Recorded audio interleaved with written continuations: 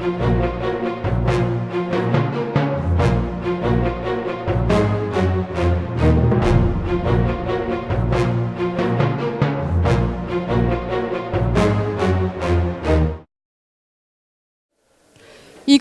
시문문학제 제6회 시문문학대상 챌린지에 함께해 주신 여러분 진심으로 환영합니다. 저는 오늘 사회를 맡은 소설 쓰는 문화기획자 최지혜입니다. 반갑습니다. 네, 오전에는 추모제를 추모제 사회를 되게 이렇게 엄숙하게 봤습니다. 그리고 오후에는 챌린지 행사를 재미있게 하라고 하셨습니다. 네, 그러니까 저에게 큰 힘을 좀 주셔야 이 진행이 좀 원만하게 이루어지지 않겠습니까? 다시 한번 인사 올립니다. 환영해 주십시오. 오늘 사회를 맡은 저는 소설 쓰는 문화기획자 최지혜입니다. 반갑습니다. 좋습니다. 네. 시문문학제 시문문학대상에 챌린지라는 단어가 덧붙여졌습니다. 아마 이러한 연유가 일단 설명을 올리겠지만 여러분들을 이 자리에 호명에 앉게끔 만든 이유이기도 합니다. 네, 감사합니다. 자, 시문문학제는 그 시문선생을 기리는 행사이기도 하고 올해로 6회째를 맞이했습니다. 아마 그 많은 변화가 있는 오늘의 이 자리에 첫 심사위원으로 여러분들을 모시게 되었습니다. 먼저 간단하게 내빈 소개를 올리도록 하겠습니다. 다 자리에 계실지 모르겠습니다. 자, 사단법인 시문선생 기념사업회 심천보 이사장님 혹시 계십니까? 네. 그리고 대한민국 예술원 부원장이자 중앙대 초빙 교수이신 이근배 씨님 자리하셨습니다. 박수 부탁드립니다. 네. 그리고 중앙대학교 방재석 안성 부총장님 참석하셨습니다. 네, 뒤에 계십니다. 박수 부탁드립니다. 그 혹시 사단법인 시문상록문화제 이철수 집행위원장님 계십니까? 네, 내빈 소개는 이만큼만 해야 될 것 같습니다. 자, 빠르게 진행을 좀 해볼까 합니다. 사실은 아까 말씀드린 것처럼 시문문학 대상 먼저 소개를 할까 하는데요. 시문문학 대상은 시문의 문학적 업적을 기리고 작가 정신을 계승합니다. 문학 창작 활동을 지원하고 한국 문학의 발전과 육성을 견인합니다. 대상은 국내 및 아시아의 기성 작가를 대상으로 했습니다. 2014년 제정돼서 매년 시문상록문화제에서 시상식을 진행합니다. 그리고 2019년 올해부터는 시문문학대상 챌린지로 새로운 변화를 시도합니다. 이게 기성 작가를 대상으로 하지만 세계 문학 발전에 기여한 공로를 큰 아시아 작가에게 수여하는 상이었습니다. 근데 그 상이 이제 2014년 제정되어서 1회를 맞이했었고 지난 5년간의 수상자는 다음과 같습니다.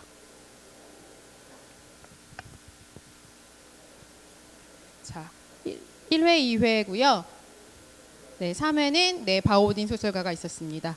그리고 16년에는 특별상으로 시문 작가가 아시다시피 영화 감독도 하셨잖아요. 그래서 임권택 감독과 남정인 소설가가 특별상을 수상하셨고요. 17년에는 신경림 시인, 이근배 시인, 그리고 18년 작년에 황석영 소설가까지 시문문학 대상의 수상자들이 이름이 이렇게 올랐습니다. 자, 그러나 올해부터는 시문문학대상에 챌린지를 더했습니다. 기존의 시문문학대상이 시문문학 챌린지로 거듭나면서 심사 방법에도 변화가 있었습니다. 시문문학대상의 챌린지는 기존의 원로 문인에게 수여하던 공로상 형식의 문학상에서 변화가 생겼다는 게 가장 큰 포인트가 될 것 같습니다. 모두가 함께 만들어가는 문학 페스티벌로 진행을 하고자 합니다. 먼저 그 대상을 동시대에 왕성하게 활동하며 작품을 발표하는 작가들로 하고 지난 1년간 개간지에 발표된 단편소설 중에 작품성이 뛰어난 작품을 선정하는 방식으로 변화를 줬습니다. 그래서 그 개간아시아의 자문위원단의 예심 추천을 통해서 후보작을 선정하고요. 본심은 이 시문문학제 내에서 어떤 경연을 통해서 심사를 하고 최종 수상자가 결정되는 방식입니다. 개간아시아 자문위원단은 전성태 소설가, 정은경 평론가, 이경재 평론가, 강영숙 소설가 이 네 분이셨습니다. 예심 추천을 통해서 후보작을 가리고 최종 심사는 바로 이 자리에 모인 여러분들께서 투표를 통해서 하시게 됩니다.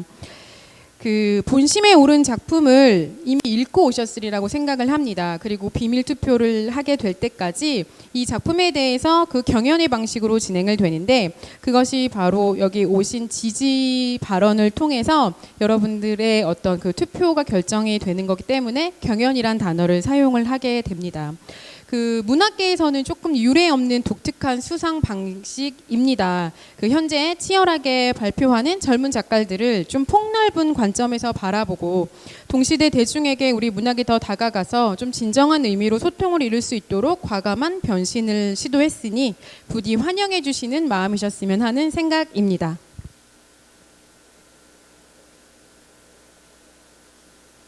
자, 본심 후보작가 및 후보작입니다. 사진 순서는 가나다 순서입니다. 김중혁 휴가 중인 시체, 박형서 쓸모에 관하여, 조남주 가출, 최은영 아주 희미한 빛으로도, 황정은 파묘까지 5작가의 5작품이 올해 후보작이 되었습니다. 이 후보작이 그 본심에 오르기까지 아까 말씀드린 것처럼 예심의 진행 경과가 있었습니다. 지난 18년 동안 하반기부터 올해 19년 상반기까지 개간지에 발표된 모든 소설을 개간아시아의 자문위원이 반년이라는 긴 시간 동안 꼼꼼히 읽고 검토했습니다. 이는 아시안 출판사의 어떤 계절별 우수소설 K픽션을 선정하는 방식과 동일합니다. 4분의 자문위원단이 개간지에 발표된 모든 단편소설을 나누어 읽고 1차 심사, 2차 심사를 거쳐서 작품을 추렸습니다. 그리고 자문위원단 4분이 한자리에 모여서 각자 선별한 후보군을 공유하여 의견을 나눴고요. 공동의 심사를 거쳐서 최종 본심 진출작을 선정한 것입니다.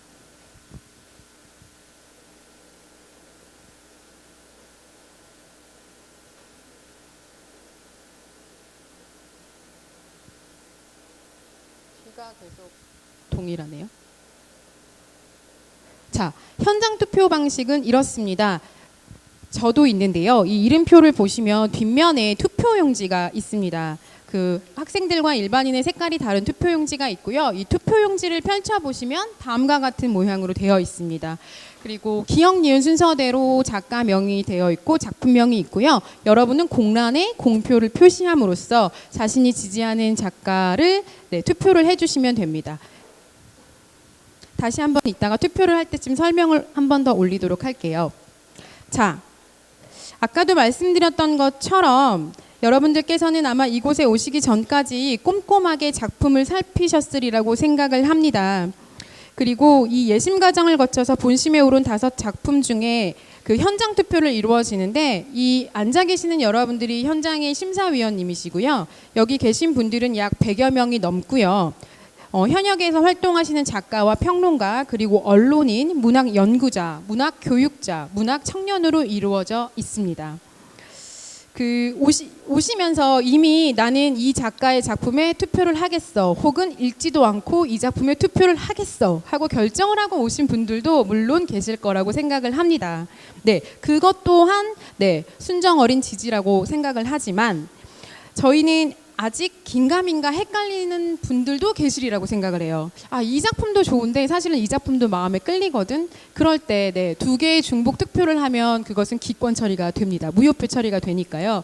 결국 우리는 하나의 작품을 고르게 될 텐데, 그렇다면 이제부터 이어질 지지 발언이 여러분들의 마음을 흔들어 놓을 가능성이 아주 큽니다. 왜냐하면 이 5분의 지지자분들께서 어떠한 경위로 이분들을 지지하면 이 작품이 신문문학대상이 되어야만 한다고 지지 혹은 주장을 하실 텐데요. 그 발언이 이미 결정된 마음을 흔들 수도 있고, 아직 긴가민가한 마음에 결정타를 날려주실 수도 있으리라고 생각을 합니다. 그래서 신문문학대상 수상 여부를 바꿀 수도 있다라는 측면에서는 5 지지자의 발언이 아주 책임이 막중한 셈입니다. 말씀드린 것처럼 지지 발언을 듣고요. 토론을 통해서 이야기를 좀 진척시키고, 현장에 계신 분들도 혹시 궁금하신 점이 있으면 말끔하게 해소를 한 뒤에 투표를 하도록 하겠습니다. 그리고 사실은 이 투표가 좀 더 투명하기 위해서 바로 개표를 할 거예요. 이 자리에서 바로 개표를 해서 여기 계신 분들이 가장 먼저 올해 시문문학대상의 대상자를 알게 되는 겁니다. 네, 물론 시상은 뒤에 하게 되겠지만 네, 오늘 그 투명성을 위해서 바로 개표를 해서 여러분들께 공표를 하는 것으로 마무리가 될 것입니다. 네, 모쪼록 이 의미 있고 새로운 형태의 문학상 시상에 여러분들의 좀 적극적인 참여가 필요할 것으로 생각이 됩니다. 자, 이제 본격적으로 5 후보의 지지 발언을 들으실 차례입니다. 평론가 및 소설가로 구성된 지지자분들께서 후보 작품의 수상을 위해서 지지 발언을 하실 텐데요. 발표 순서는 아까 말씀드린 것처럼 후보 작가의 이름 순서입니다. 첫 번째로 김중혁 소설가의 휴가 중인 시체를 지지하시는 이경재 평론가의 지지 발언을 듣고자 합니다. 이경재 평론가는 숭실대학교 국어국문과 교수로 재직 중이시고요. 네, 제19회 김하태 평론문학상을 수상했습니다. 개간아시아 자문위원으로 활동 중이십니다. 여러분 박수로 맞아주시기 바랍니다.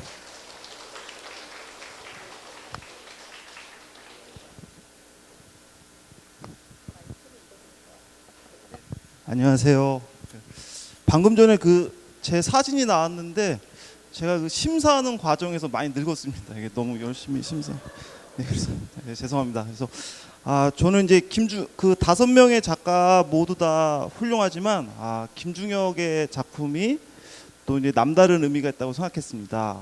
여러분들 다 읽어보셔서 아시겠지만 이 주인공은 그 스쿨버스 운전을 하다가 실수로 그 아이를 다치게 했다는 그 어떤 자책감으로 거의 그 매일 죽음 충동에 시달리는 사람입니다. 그래서 현실적인 삶을 다 포기하고 그 버스를 개조해서 그 버스를 어떻게 보면 자신의 집이자 자신이 죽어서 묻힐 관이라고 생각하면서 그 버스에서 모든 생활을 하는 어떤 그런 좀 특이한 그런 사람입니다. 그리고 프리랜서 작가인 주인공 나가 바로 그 죽음 충동에 들린 그 스쿨버스 운전자를 만나서 이렇게 생활하는 그런 좀 특이한 이야기를 담고 있는데요. 저는 이 작품에서 2가지 의미가 있다고 봤는데요. 첫 번째는 어떤 그 상실과 우울, 그리고 어떤 상실과 애도라는 문제를 김중혁 특유의 아주 발랄한 문체로 다룬 작품이 아닌가 하는 생각을 했습니다. 그러니까 우리가 어떤 대상을 잃어버렸거나 뭔가 이별을 했을 때 우리에게 가능한 방식은 그거를 빨리 상징화, 의미화를 하고 그것과 이제 결별을 하는 방식, 그게 이제 일종의 애도라고 할 수 있을 것이고요. 또 하나는 그 어떤 상실된 대상을 절대로 떠나보내지 않고 그것과 하나가 되면서 끊임없이 자신을 신문하고 그 상실된 대상과 결국에는 하나가 되어버리는 그런 방식이 있을 겁니다. 그걸 우리가 이제 흔히 말하면 우울이라고 할 수 있을 텐데요. 이 스쿨버스 운전자는 그러니까 한마디로 애도가 아닌 우울의 방식으로 자신의 상처, 자신의 잘못, 자신의 과거와 대면하는 존재라는 생각이 들고요. 그래서 그 모습이 한편으로는 우스꽝스럽고 바보 같을지 모르지만 또 윤리적인 측면에서는 그거야말로 어떤 인간으로서의 책임 있는 자세가 아닌가 하는 그런 어떤 질문을 던지는 작품이라는 생각을 했습니다. 그래서 이 스쿨버스 운전사 그리고 이렇게 크게 다친 아이, 이게 우리 한국을 살았던 사람이라면 자연스럽게 또 세월호 같은 그런 또 역사적 비극을 떠올리게도 하기 때문에 이 작품이 담고 있는 어떤 의미의 폭이 결코 만만치 않다, 이제 그런 생각을 했고요. 두 번째는 김중혁은 어딘가에 세상에 있을 법한 이야기, 그걸 쓴다기보다는 에게 세상에 그런 이야기가 어디 있어, 말도 안 돼, 그런 거를 어떻게든 막 가지고 와서 작품화하는 그런 작가라는 생각이 듭니다. 뭐 후진을 모르는 자전거, 수정이 불가능한 뭐 타자기, 면접관을 면접 보는 뭐 응시생, 뭐 이런 아주 특이한 소재들을 많이 소설로 썼죠. 근데 저는 그런 특이한 소재가 단순히 뭐 신기한 것을 이야기함으로써 뭐 관심을 끌겠다, 그런 걸 넘어서 지금의 어떤 현대사회가 너무나 규격화되고 틀에 맞춰져 있어서 모든 사람들이 어떤 고유한 개성을 잃어버리고 효율성이라든가 어떤 교환의 논리로 모든 게 하나의 어떤 가치로 평면으로 이렇게 마름질된 세상에서 어떤 고유한 의미, 개성, 이런 것들을 강조하려는 작가의 의도가 아닌가 하는 생각이 듭니다. 그래서 김중혁이 아주 재능이 많지 않습니까? 뭐 영화도 하고 음악도 하고 텔레비전도 많이 나오고, 하지만 또 김중혁이 제가 볼 때는 박물관장인 것 같습니다. 그래서 김중혁은 세상에서 쉽게 볼 수 없는, 그리고 상상할 수 없는 온갖 이야기들을 모아서 거대한 박물관을 만들어 놓고 그걸 사람들한테 보여주는 사람이 아닌가. 그리고 그러한 특이한 이야기들을 통해 이 세상에 어떤 정답은 없고 이것만이 인생이다라고 말할 수 있는 거는 없고, 사실은 모든 삶, 모든 인생이 다 의미가 있고 가치가 있다는 것을 말하는 그런 작가가 아닌가. 그리고 이 휴가 중인 시체에서도 그런 어떤 죽기만을 바라며 버스에서 생활하는 이런 특이한 인물을 통해서 어떤 우리의 삶에 정답은 없고 다양한 삶의 가능성이 있다라는 걸 우리에게 또 제시하는 것이 아닌가, 그런 의의가 있다고 생각합니다. 그래서 여러분들도 뭐 다른 작가를 생각하고 계시다면 다른 작가를 투표하셔도 됩니다. 그것도 하나의 삶입니다. 예, 감사합니다. 예. 저 선생님 그 혹시 김중혁 작가랑 친하세요? 네. 이 정도로 객관적인 사람이 나와서 지지 발언을 하는 겁니다. 네. 많이 늙으셨다는 점에서 정말 유감을 표합니다. 그렇습니다. 그 김중혁 작가의 작품을 읽고 오신 분들, 혹시 뭐 이렇게 마음으로 찜하고 오신 분들은 아마 이 지지 발언에 확신을 얻으신 분들도 계실 거고, 그런가? 근데 아직 마음이 안 바뀌신 분들도 계실 텐데요. 늘 이런 경험이 첫 번째 선수에게 약간 불리하기는 하죠. 그래도 이경재 평론가의 발언을 기억해 주시길 부탁드리겠습니다. 자, 이어가도록 하겠습니다. 그 다음은 전성태 소설가가 나와서 지지 발언을 할 것입니다. 69년. 이런 거 태어난 거 밝히는 거 도움 됩니까? 그다지 도움 될 것 같지 않은데, 사실은 소개가 필요가 없는 작가입니다. 신동엽 창작상, 최만식 문학상, 우영 문학상, 이호성 문학상 등을 수상한. 어떻게, 저는 이거 먼저 궁금한데요. 앞에서 지지 발언을 들으셨잖아요. 어떻게 들으셨어요? 되게 불공정하게 발언을 했고 지나치게 길었습니다. 그러면은 공정한 지지 발언 혹은 사심이 있는 지지 발언을 해주실 거, 좀 짧으신가 봐요. 아니요, 짧지는 않은데요. 제가 요즘에 아주 좋은 소설을 못 써서 동료 소설가 지지 발언을 하게 되었습니다. 제가 원래 여기 나와야 되는데 그 박형서 작가의 이제 쓸모에 대하여라는 단편은, 여러분들은 박형서 작가는 그 우리 이야기 입심이 아주 센 작가를 구락꾼이라는 말을 하잖아요.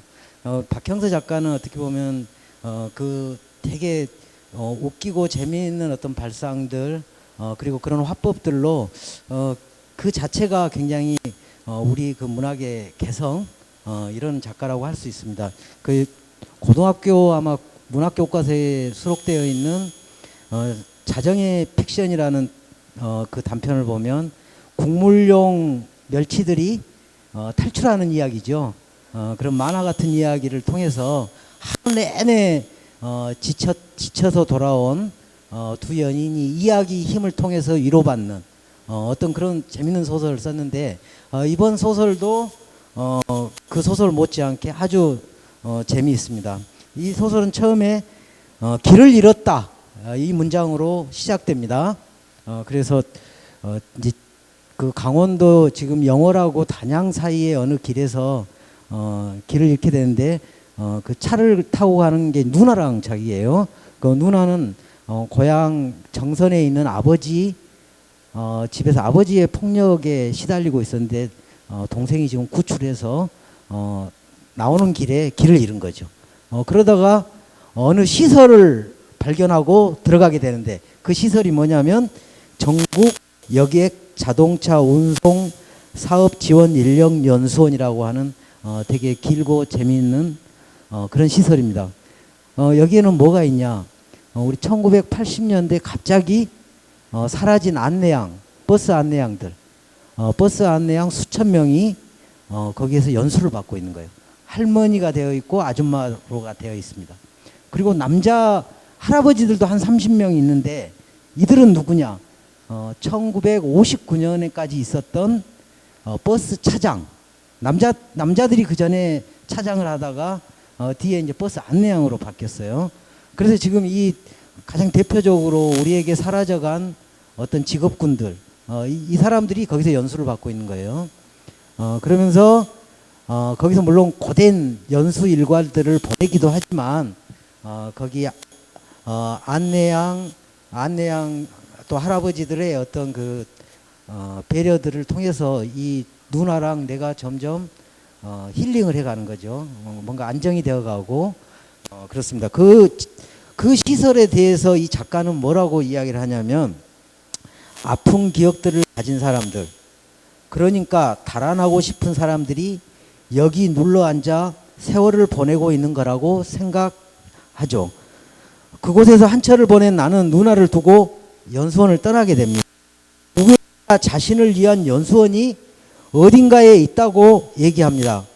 어딘가로 가버린 사람들, 변화 앞에서 사라진 어떤 세계를 그리움과 노스텔지어로 부르고 있기도 하지만 이 소설은 기억의 쓸모에 대하여, 사람의 쓸모에 대하여 숙고하게 합니다. 그리고 단순히 그것만 아니라 마지막에 들에게도 이 주제에 대한 어떤 질문들이 던져지는데요. 여러분들은 도대체 여러분들은 어디에 잃어버린 어떤 것들을 찾아서 그런 연수원이 있다면 찾아가고 싶은 건지, 여러분들에게는 그런 연수원이 어떤 이름을 가지고 있는 건지 이런 질문을 합니다. 저는 이 소설을 읽으면서 좀 기나요? 마지막 정리할게요. 세대가 좀 갈려서 좀 갈릴 수도 있겠다, 표가. 그런 생각을 했어요. 왜냐하면 그 버스 안내양이라든가 차장들의 세계를 잘 아는 사람들은 그 소설 안에 묘사되어 있는 자, 배 좀 조금씩 밀어 넣으세요. 숨 참고요. 출발 오라이. 뭐 이런 대목들이 나오는 건데, 이런 대목에는 되게 그 기억이 새로웠을 것 같고, 젊은 세대들은 그렇지 않을 것 같아요. 그렇지만 여러분들도 아마 뭔가 내가 잃어버리는 어떤 것들이 모여 있는, 내가 갈 만한 어떤 연수원이 있다면 아마 한 군데쯤은 있지 않을까, 이런 질문을 던지게 하는 소설입니다. 투표 많이 해주시기 바랍니다.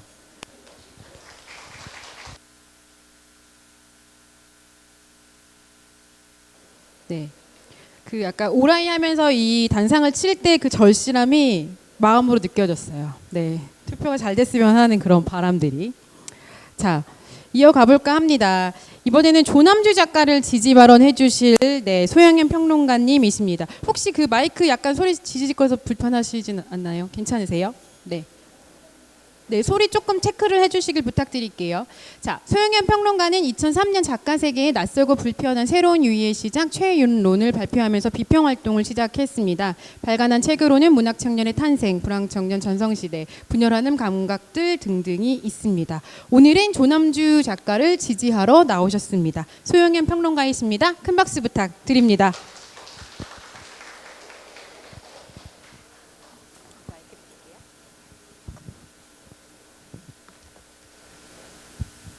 네, 제가 오늘 응원하러 나온 작가는 조남주 작가인데요. 아마 다 알지 않으실까 싶은데 82년생 김지영으로 유명한 작가신데요. 이 작품은 단편이고 네. 82년생 김지영으로 아마 좀 익숙하신 작가일 텐데, 오늘 제가 다 읽으셨겠지만 좀 재미있게 요약을 좀 해드리자면, 이 소설은 누구나 쉽게 읽을 수 있고 82년생 김지영도 마찬가지인데, 일상적으로 우리가 겪는 일을 다 소설에 담고 그걸 통해서 우리의 삶을 좀 돌아보게 하는, 우리가 문제적인 어떤 지점들을 다시 깨닫게 하는 이런 효과를 가지고 있는 소설이라고 생각이 드는데요. 제가 오늘 이제 말씀드리려고 하는 이 가출은 아버지가 갑자기 가출을 하시면서 소설이 시작되는데, 일반적으로 그 이제 냉장고 위에 내가 이제 여태까지 할 만큼 다 잘했다. 나도 내 삶을 살겠다. 그러면서 그냥 모두 다 두고 가겠다. 160만 원만 내가 가지고 가겠다. 이런 메모를 남겨두고 냉장고에, 보통 일반적으로 냉장고에 많이 붙이잖아요. 그래서 그걸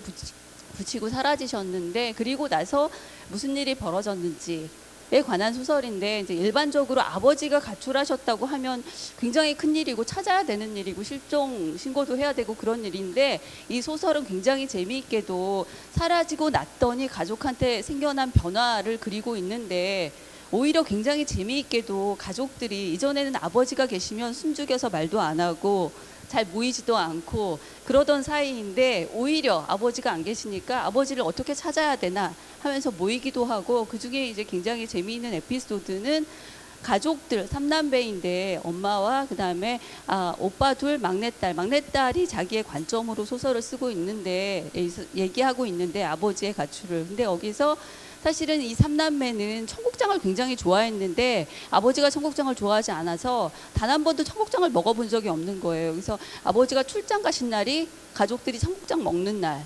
그래서 아버지가 가출하시고 나서 아버지 가출을 어떻게 해결해야 되는지 가족이 다 모인 날 엄마가 청국장을 끓여요. 그러니까 아버지는 가출하셨는데 오히려 가족들은 모여서 이전에 못 먹었던 음식을 맛있게 먹고, 그 다음에 점차 변해서 서로의 꿈도 알게 되고 고민도 알게 되고, 그래서 어쩌면 가부장이 없다는 것이 갖는 의미가 뭔지에 대해서 조금 다른 각도에서, 일반적으로 이제 가부장이 굉장히 문제고 억압적이고 뭐 자식을 억압하고 이런 면을 막 이렇게 부각하는 소설들도 많은데, 이건 좀 재미난 어떤 발상으로 가부장이 없다면 무슨 일이 있을까, 근데 좋은 점도 있고 나쁜 점도 있지 않을까, 이런 식으로 접근을 하는 거고.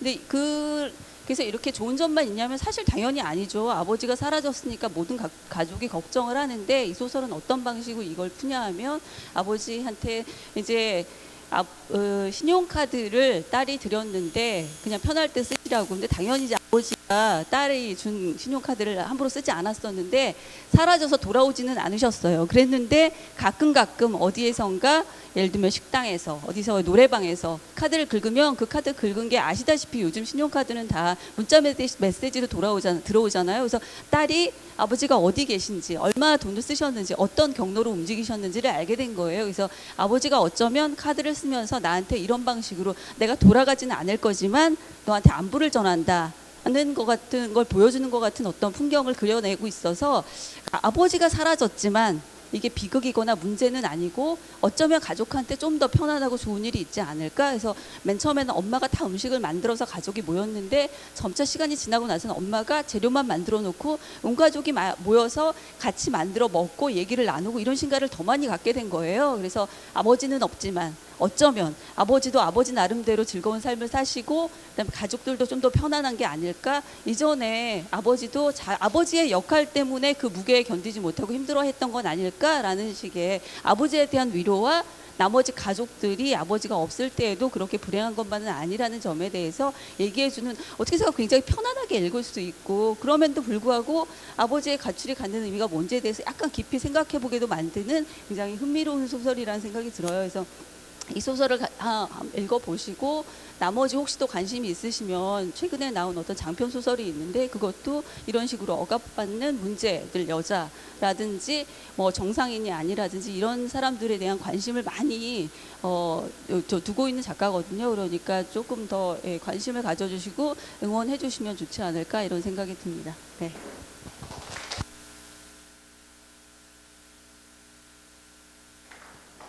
네, 작품을 충실하면서도 또 그 소감, 감상을 곁들여서 재미있게 말씀을 해주셨습니다. 소영현 평론가였습니다. 자, 벌써 앞에 세 분 여러분 잊지 않으셨죠? 네, 이경재 선생님이 지지 발언을 하셨어요. 네, 첫 번째로 잊으시면 안 돼요. 네, 김중혁 작가에 대한 발언을 했었고, 박경서 작가 그리고 조남주 작가를 지지하는 발언까지 이어졌습니다. 자, 이제 네 번째 순서입니다. 최은영 소설가의 아주 희미한 빛으로도를 지지하시는 장은정 평론가의 지지 발언을 들을까 합니다. 장은정 평론가는 1984년 출생했습니다. 대산대학 문학상 평론 부분에 당선되며 평론가로 등단했습니다. 강성은 시인, 이재니 시인 등 젊은 시인의 시 경향을 분석한 평론으로 제62회 현대문학상 문학평론상을 수상했습니다. 시대성을 날카롭게 꿰뚫는 통찰을 보여주고 계십니다. 앞으로 모시겠습니다. 네, 큰 박수 부탁드립니다.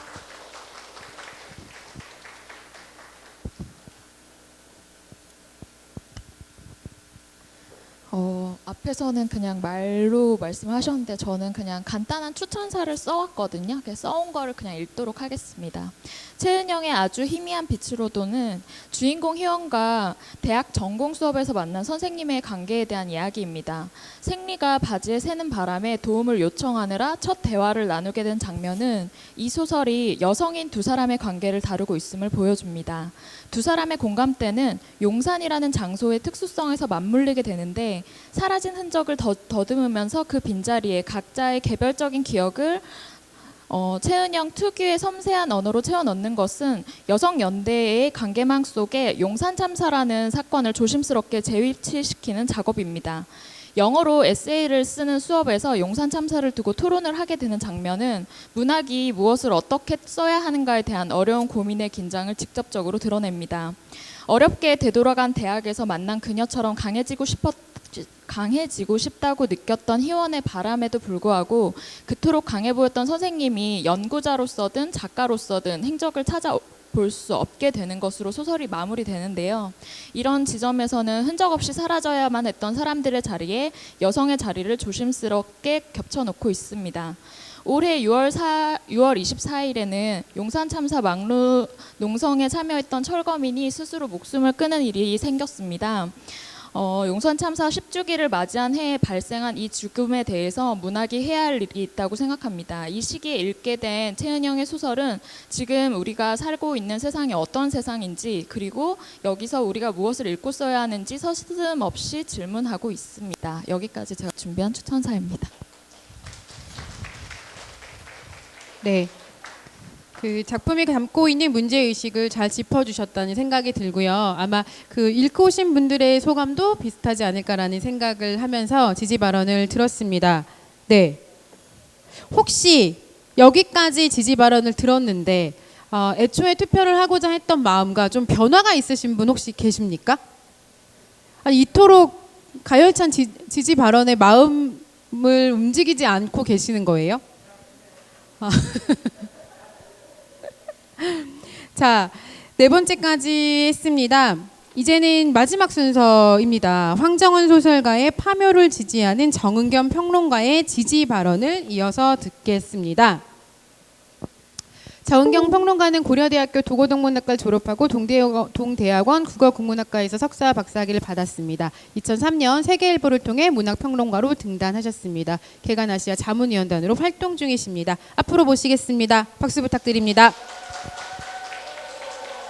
네, 정은경 평론가분을 뽑는 게 아니거든요. 네. 감사합니다. 안녕하세요. 예, 제가 지지하는 작가는 황정은입니다. 예, 황정은이고요. 2010년 전후로 이 한국 문학의 가장 중심에서 이슈가 되어왔던 황정은 작가고요. 이번에 저희가 같이 읽은 파묘라고 하는 작품은 어떻게 보면은 굉장히 심상한 파묘 과정을 그린 그냥 어떤 사건 묘사구나라고 생각하기 쉬운데 자꾸 토파볼수록 굉장히 거기에 많은 것들이 있더라고요. 그래서 어떤 평론가가 이제 황정은이 무섭기까지 하다라고 하는 말을 했는데 저도 한 2번 정도 읽으면서 이 작가 좀 무서운 작가다라는 생각을 했어요. 그 이유가 파묘를 읽으신 분은 아시겠지만 이게 그 이순이라고 하는 72세 노모가 딸인 한세진이라고 하는 딸하고 같이 철원에 있는 외할아버지의 묘를 이제 없애고 유골을 수습해서 화장하려 가는 길이에요. 근데 여기 이순일의 가족사에는 또 여러 얘기가 있는데 그 이순일은 그 6살 때 부모님을 다 사별을 하고 외할아버지가 다 키워주셨거든요. 그래서 일찍 이제 결혼을 해서 가족을 이루었는데 이제 그 외할아버지가 돌아가셨는데 그 철원에 있는 묘소로 매년 이제 그 제사를 지내러 갔죠. 성묘를 갔는데 외할아버지 계신 곳이 철원에서도 저 깊은 곳이고 또 거기 길도 없는 산이에요. 그래서 이제는 못 가겠다. 왜냐하면 내년에는 인공관절 수술도 해야 되고 그래서 너희들이 그렇다고 할아버지 그 묘를 모실 것 같지 않다라고 생각을 해서 묘를 없애로 갑니다. 근데 없애기 전에 이제 마지막이니까 굉장히 정성을 들여서 사과도 준비하고 여러 가지 제사 음식을 준비해서 갑니다. 둘째 딸하고. 근데 갔더니 9시쯤에 거기 갔더니 이제 인부들이 파묘꾼들이 먼저 말도 안 하고 다 봉분을 없앤 거예요. 벌써 구덩이를 다 파고 있단 말이죠. 그래서 거기에 대해서 그 이순이라는 할머니가 노모가 역정이 났지만 굉장히 경건한 자리이기 때문에 화를 못 내요. 그래서 이 불편한 다리를 끌고 거기 갔는데 그 다음에 이제 거기 아주 어렵게 유고를 수습해서 내려옵니다. 거기에서 다시 이제 뼈가루로 만드는 과정. 이 과정을 거쳐야 되는데 또 인부들이 그 뼈쪽을 가지고 먼저 내려가요. 그래서 그걸 쫓아가는데 거기서도 그 다리가 불편하니까 늦게 내려가거든요. 근데 인부들이 또 파묘꾼들이 자기한테 묻지도 않고 빨리 뭘 할까봐 막 서두르는 장면이 나오는데 내려갔더니 아니나 다를까 그 인부들이 그냥 먼저 다 화장을 하고 있는 거예요. 그래서 준비해 갔던 제사 음식도 못 하고 그러니까 제사도 못 지내고 그래서 역정이 나지만 그 와중에 그냥 정성스럽게 제사를 지냅니다. 그렇게 하고 그냥 끝나는 얘기예요, 이거는. 근데 이 아주 짧은 파묘라는 얘기에는 여러 가지가 들어 있는데요. 첫 번째는 거기 할아버지가 태어난 곳이 철원 지경리라고 하는 곳인데 거기 이 주인공인 이 이순이라는 노모가 일가 친척이 거의 없어요. 왜냐하면 거기 철원이 38선 부근이기 때문에 한국 전쟁 당시에 거의 다 죽어버리거든요.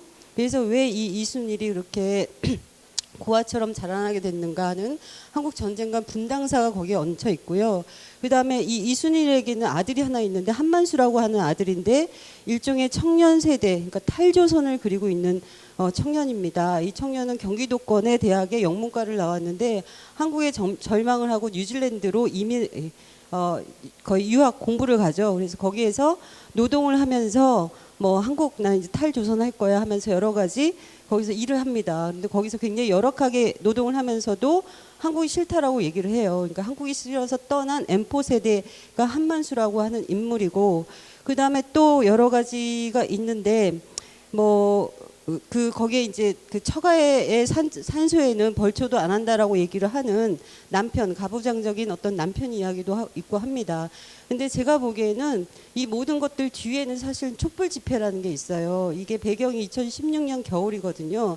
근데 촛불 집회 계속 얘기가 나오는데 그 얘기는 어떤 얘기냐면 사실 파묘라고 하는 것은 한국 역사의 어떤 상흔, 잔재 이런 것들을 파헤치는 거거든요. 근데 촛불 집회도 약간 그런 성격이 있는데 그것을 이제 파묘라고 했을 때 그것도 이제 촛불 집회하고 그게 같이 연결된다고 생각을 합니다. 그래서 우리 한국 역사가 갖고 있는 많은 부채들을 사실 물려줄 사람도 없고 한만수는 뉴질랜드에 갔고 이것들을 어떻게든 선대가 처리를 해야 된다고 생각을 하는 게 이제 이순일의 파묘라고 저는 생각을 해요. 그래서 근데 거기에는 여러 가지 이제 속도 차이와 그 이순일이 갖고 있는 순결한 마음, 자기는 이제 제사도 지내야겠고 막 하는데 인부꾼이나 아니면 인부들이나 파묘꾼은 굉장히 그걸 급하게 일처럼 처리를 해버리거든요. 근데 저는 그런 것들이 촛불 집회에서 어떤 그 한국 사회를 염원하는 평범한 사람들과 아니면 정치인들 사이 어떤 갭, 간극이 아닐까 이런 생각도 해보고요. 그다음에 무엇보다 중요한 거는 한만수가 그 누나한테 그런 얘기를 하거든요. 그 누나 너무 애쓰지 마, 효도하려고 하지 마 이런 얘기를 하는데 이 파묘도 그렇지만 이 촛불 집회나 이런 것도 사실은 어떤 이념성이나 어떤 이데올로기 때문에 그런 게 아니고 그 같이 있는 공간에서 함께하는 마음, 어떤 순결한 마음인데 그런 것들을 이제 그 황정은이 환세진을 통해서 얘기를 하고 있는 것 같아요. 그래서 무엇보다 중요한 거는 그 환세진이라고 하는 딸이 엄마하고 같이 이제 그 가시밭길을 같이 가서 길도 없는 산소에 가서 제를 올리고 내려오는 그 마음, 같이 있는 거 이런 게 굉장히 중요하고 그리고 또 거기에서 이제 한만수라고 하는 뉴질랜드 간 아들이 그런 얘기를 하는데 그 LPG 가스 통을 진 이제 극우 보수 할아버지 얘기를 하면서 한세진이 그 딸이 난 저런 할아버지 안 나왔으면 좋겠다라고 얘기를 하는데 한만수는 좀 자유로우니까 뭐 권리지 뭐 개인의 권리지 어때서 이런 얘기를 하는데 사실은 외부인은 굉장히 자유롭잖아요. 그런 게 아니라 여기가 우리가 어디에 끼어들었을 때 여기 같이 있었을 때는 우리는 그런 어떤 자유로움이 아니라 그렇게 당파성에서 자유로울 수가 없다라는 얘기를 그걸 통해서 또 보여주고 있는 것 같고 그래서 저는 이 작품이 파묘라고 하는 제목이 굉장히 무겁다는 생각도 들고 그 염상섭의 22년에 그 만세전이라는 작품이 있거든요. 근데 그 작품의 원제가 묘지였어요. 근데 묘지인데 그게 이제 식민지 현실을 굉장히 암울한 현실을 묘지라고 하는 제목으로 담아낸 건데 사실 그 뒤로부터 지금 그 몇십 년이 흐른 이 당시에 황정은은 우리 한국 사회가 갖고 있는 굉장히 많은 큰 상처와 이런 것들을 파멸하는 과정을 통해서 애도하면서 그것들을 어떻게 할 것인가 같이 질문을 던지는 이런 작품인 것 같습니다. 제가 너무 길었던 예 이상입니다. 네. 네. 그 5작가 5작품의 지지 발언도 이 함께 해주시는 5분의 지지자의 어떤 개성과 약간 그 특성이 담겨 있어서 네, 줄곧 즐겁게 이야기를 들을 수 있었습니다. 네. 그 경연입니다. 네. 각자의 지지 발언을 객관적으로 다 들으셨을 테고요. 이제는 이 5분을 앞으로 모시고 함께 이야기를 좀 진척시켜 나가볼까 합니다. 자, 지지 발언을 해주신 5분의 선생님을 무대로 모시도록 하겠습니다. 우리가 지금 각자 집에서 심사위원으로서 작품을 읽으셨고요. 이쪽에 놔주시면 될 것 같아요. 이제는 그 지지 발언자 분들의 어떤 짧게는 3분 5분에서 조금 길게는 7분 정도까지 해서 지지 발언을 들으신 상태입니다. 그리고 이 토론이 끝나면 여러분들께서는 정말 그 심사위원으로서 투표권을 행사를 해주셔야 되는 네, 그 짤막한 시간 동안 이야기를 조금 나눠볼까 하는데요.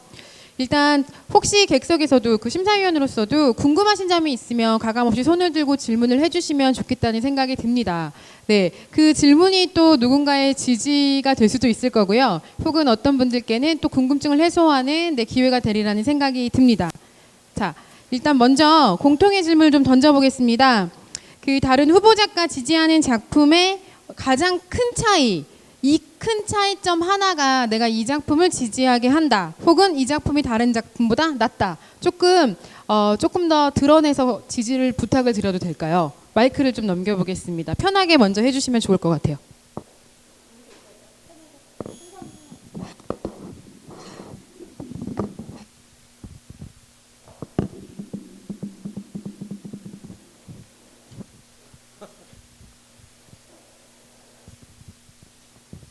그 아까 황정은 작가를 그 지원한 정은경 선생님은 너무 반칙이 심했어요.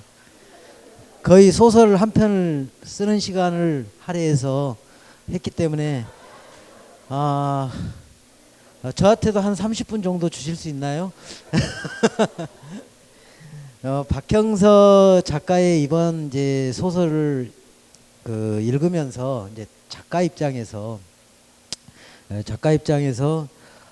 우리 이제 이 소설이라는 것은 많은 부분 기억에 대한 이야기인데 기억에 대한 이야기고 기억이라는 것을 붙들어 놓기 위해서 또 지금 현재 살아있는 기억으로 만들기 위해서 이제 소설을 많이 쓴다고 생각해요.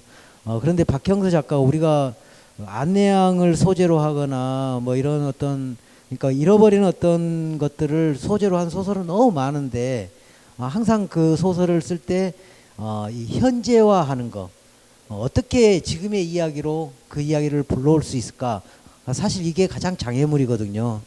근데 박형서 작가는 역시나 그 안내양이라는 어떤 그 아주 오래되고 낡아버린 어떤 소재를 지금의 이야기로 이렇게 환생시키는 힘 이게 바로 상상력이고 박형서만의 이야기 스타일이라 이런 생각이 들었어요. 그래서 아마 박형서 작가가 앞으로 이런 어떤 잃어버린 것들의 목록을 가지고 아마 소설을 여러 편 써내지 않을까 그런 생각이 들었습니다. 그런데 약간 하나는 이렇게 좀 흠잡을 건 있었어요. 그 이야기 해도 되죠? 그러니까요. 투표에 도움이 될지는 모르겠습니다. 그 이제 뭐 이제 미투 사건도 있고 또 그 페미니즘 이런 어떤 흐름 속에서 남자 작가들이 되게 소설 쓰는 것을 고통스러워해요. 요즘에 어떻게 하나 쓰는 것들이 혹시 내가 뭔가 대상화하고 있지 않을까. 그런데 박형서 작가 요즘에 작품에 보니까 묘한 변화가 일어났더라고요. 모든 걸 다 거기에 나오는 사람들한테 경칭을 써요. 우리 누나한테 경칭 잘 안 쓰잖아요. 경칭 쓰고 그래서 이 정도 가지고 이 시대의 파고를 넘어서려고 하는 그런 아쉬움이 들었습니다. 맞아요. 그 작품을 보시면은 그 누나에게 꼬박꼬박 존댓말을 하는 남동생이 등장하게 되는 거잖아요. 사실 그 현실에서는 네, 그다지 없는 상황이긴 하죠. 그렇죠? 그 지지 발언의 그 포인트는 그거였던 것 같아요. 그러니까 잊혀지거나 잃어버리는 어떤 것들을 기록하고자 하는 것에 의미가 있다. 그런 확신에 찬 발언인 가운데 왜 불안해 보이시죠? 괜찮으신 거죠? 불안해 보이셔서. 네. 정은경 선생님께도 그러면 안 줘도 될까요? 마이크를 주지 말라고 하시는데요. 1분만 할게요. 1분만 하시겠어요? 네. 1분이나 하신다고. 네. 예, 지금 셀프 디스를 하셨는데 그 박형서의 쓸모없음에 대하여는 그 제목이 다인 것 같아요. 그 이상 뭐 더 이상 뭐 읽어볼 거나 의미가 있을까라는 생각도 들고 거기에 대해서 의미를 부여를 열심히 하시려고 그러는데 당대성도 없고 뭐 큰 이야기도 아니고 예 그렇게 의미가 크다고 생각하지 않습니다만 네, 않습니다만 혹시 마이크 받으시겠습니까? 다 잊혀지고 있습니다. 이경재 선생님 어떻게 하실 거예요? 김중혁 작가가 다른 5편의 작품과는 그래도 이건 확실히 차별적이었다라는 지점을 좀 짚어주시겠습니까? 그 박형서 작가 작품이 그렇게 안 좋은지는 몰랐고요.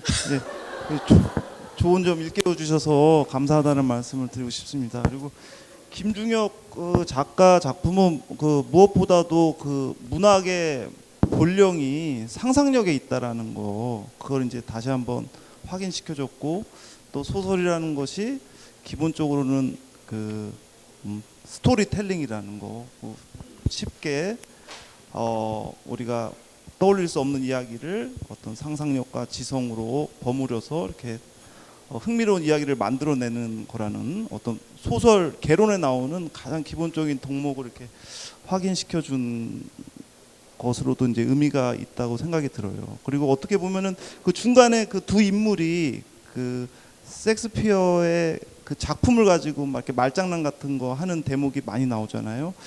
근데 사실 그거가 조금만 기량이 떨어지면 아주 유치하고 아주 재미없고 그럴 수 있는데 다 읽어보셔서 아시겠지만 그 부분이 전혀 어색하지 않고 그 주인공들의 상처와 이렇게 잘 이렇게 매치가 되면서 작품을 읽는 맛을 어떻게 느끼게 해주는 것 같아서 저는 참 그 어떤 작가적 기량이 대단하다 이제 이런 생각을 했고요. 저의 이런 멘트를 녹음을 해서 김중혁 작가한테 팔고 싶다는 생각 죄송합니다. 네. 아닙니다. 농담입니다. 예. 그런 생각이 들고 네. 또 그 마지막 대목 아까 그 제가 뭐 우울과 애도 얘기하면서 그러니까 어떤 상처라든가 사건을 빨리 잊는 거 그게 어떻게 보면 정신 건강엔 도움이 될지 모르지만 어떤 윤리라는 측면, 어떤 인간됨이라는 측면에서는 그거야말로 문제일 수도 있다라는 거. 그거를 이제 이 작품이 이렇게 가벼운 필치로 이렇게 전달해 주는 게 아닌가 이제 그런 말씀을 드렸잖아요. 근데 또 이제 마지막에 보면은 이 스쿨버스 그 운전자를 관찰하던 이 인물이 이 주인공 나죠. 그 화자인 나가 그 스쿨버스 운전자와 나눴던 그 어떤 대화들 어떻게 말장난을 가장한 어떤 그런 상처의 기록을 마지막에는 이렇게 불구덩이에 이렇게 던지는 대목이 나와요. 또 그걸 보면은 또 어떻게 물씬화된 우울이라고 할까? 또 어떤 강박화된 어떤 상처에 대한 집착 그것이 또 한편으로는 억압이고 또 폭력이 될 수도 있는 거 아닌가? 또 그런 그 작품을 통해서 계속 말하던 주제 의식을 작가 나름으로 한번 이렇게 마지막에 어떻게 이렇게 뒤틀기라고 해야 될까요? 또 그런 면도 있는 것 같아서 여러 가지로 생각해 볼 구석이 있다. 뭐 이런 생각이 들었습니다. 예, 그래서 감사합니다. 네, 말씀을 이어나가면서도 혹시 궁금하신 점은 그냥 손을 들어주시면 제가 마이크를 객석으로 넘기도록 하겠습니다. 다른 심사위원분들께. 네, 선생님 말씀 부탁드릴게요. 네, 다시 또 길게 하셨네요.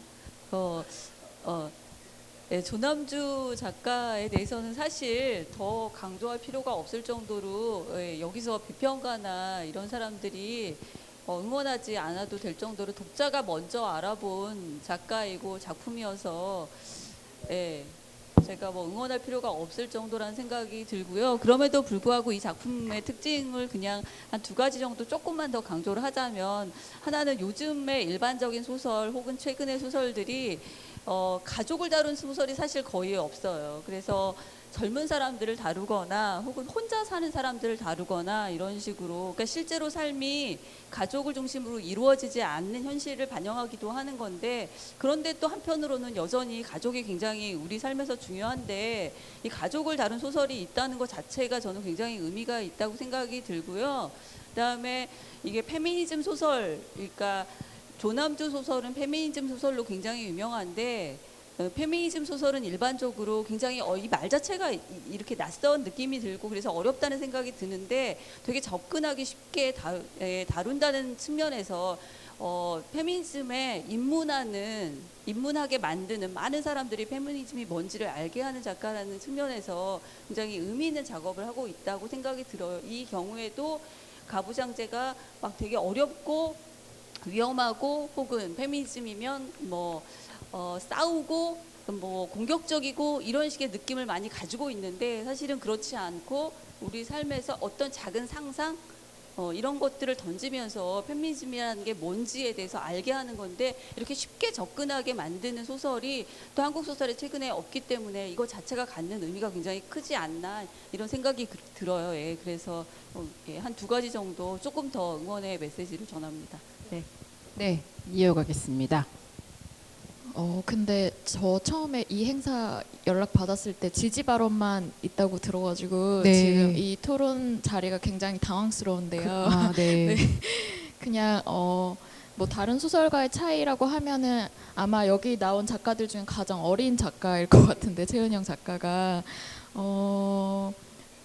제가 이 소설을 읽으면서 중요하다고 생각했던 지점은, 페미니즘이라고 하면 보통은 이제 여성 서사 이야기를 써야지 페미니즘 소설이라고 얘기를 하는데, 이 소설은 페미니즘이라는 단어를 폭력의 조건이나 역사, 맥락들을 살펴보는 작업이라고 이해하고 있다고 생각했어요. 그래서 여성연대의 서사에 용산 참사라고 하는 사회적 사건을 겹쳐놓는 데서 오는 새로운 사유들이 있다고 생각이 들었고, 이런 지점은 다른 작가들과의 좀 다른 결에 있지 않나라고 생각이 들었습니다.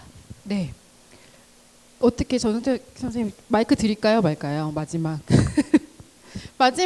네, 아까는 얘기를 이어가셨고요. 한 가지를 좀 짚어달라는 말씀. 근데 이게 생각해보니까 선생님만 평론가가 아니시네요.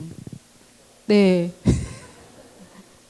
혹시 외람된 질문이지만 내년에 후보자가 되신다면 어떤 분이 지지 발언을 하셨으면 좋겠다는 생각이 드세요?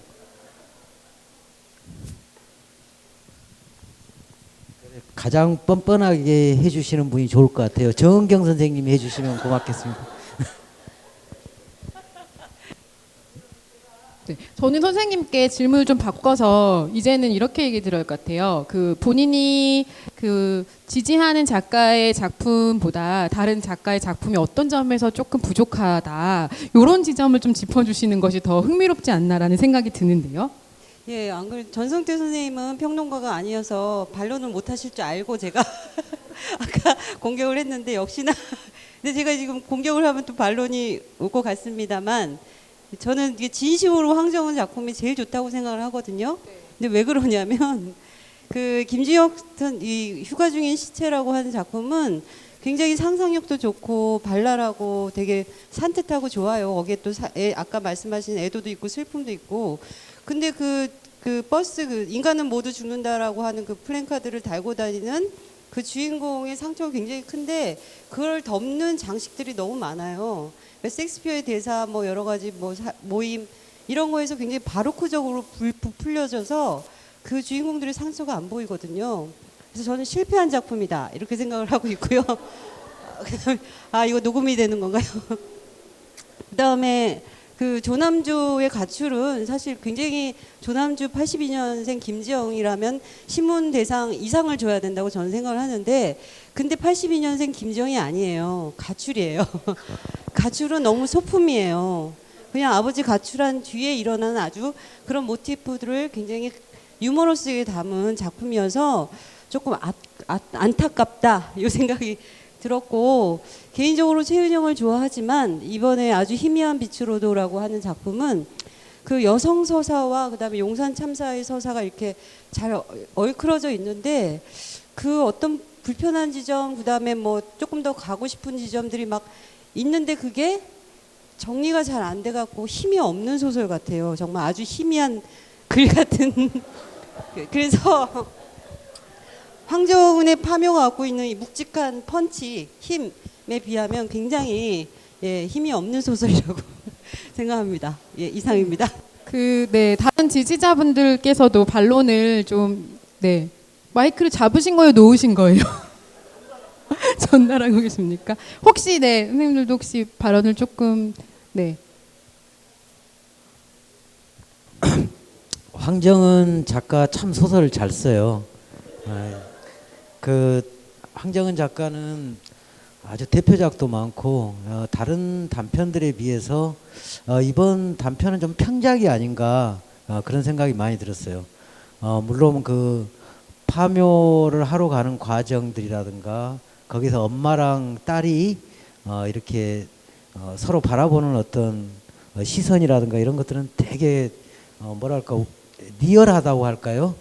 이런 어떤 느낌은 있었는데 아까 선생님이 말해준 그 뭐 예를 들면 세월호 이런 촛불 전국이라든가 이런 것들이 그 어떤 것은 희미하게 들어가 있어도 크게 그 안에서 크게 작용하는 게 있고 그 어떤 것들은 희미하게 들어가 있는데 그냥 그 희미한 채로 소재로 활용되고 있는 것도 있는데 저는 이번 소설에서는 그 뭐 이 촛불 이런 모티브라든가 이런 것들이 크게 좀 이렇게 작용을 하려면 엄마가 파묘를 한 다음에 더 이상 이 묘를 뼈를 다 뿌려버리는 어떤 과거의 하나의 어떤 기억들을 다 정리하는 이런 어떤 것까지 나아가야 된 그런 어떤 정서들을 이 어떤 의미화 시켜져야 되는데 과연 그런 것으로 작용하고 있는가 하는 데는 좀 의문이 들었어요. 그리고 이제 김중혁 작가 작품 같은 경우는 제가 보니까 셰익스피어 문장이 한 70 몇 군데가 들어가 있더라고요. 이거 상을 주게 되면 셰익스피어하고 공동 수상을 하게 되는데 이건 좀 문제가 있지 않은가 하는 생각이 듭니다. 네. 제가 원하는 방향으로 토론이 이끌어지고 있습니다. 저기 팩트는 바로 잡아야 될 것 같습니다. 요새 그 청문회 전국이고 하니까 또 팩트는 그 버스에는 우리는 모두 죽는다라고 써 있는 게 아니고요. 나는 죽는다고. 그 셰익스피어는 70 몇 개는 이건 너무 과장이 심합니다. 이거 아무리 많이 세도 10개 될까 말까 정도. 예. 그래서 그 사실은 바로 잡아야 되죠. 팩트를 바로 잡고 마무리. 혹시 그 선생님께도 마이크를 조금 혹은 반론을 하시거나 혹은 다른 작가의 작품 어떻게 읽으셨는지도 겸해서 감상을 공격적으로 말씀해 주시면 더 감사하겠습니다. 네, 저 공경을 별로 안 좋아해가지고 되게 낯선 분위기에 어색해하고 있는데요. 네, 그 아까 다른 작품들에 대해서는 잘 모르겠고 2018년 미투 운동 이후에 아무래도 한국 문학에서 가장 중요한 이슈는 여성이고 페미니즘이기 때문에 남성 작가들이 쓴 작품들에는 좀 한계가 있지 않나 이런 생각이 우선 들고요.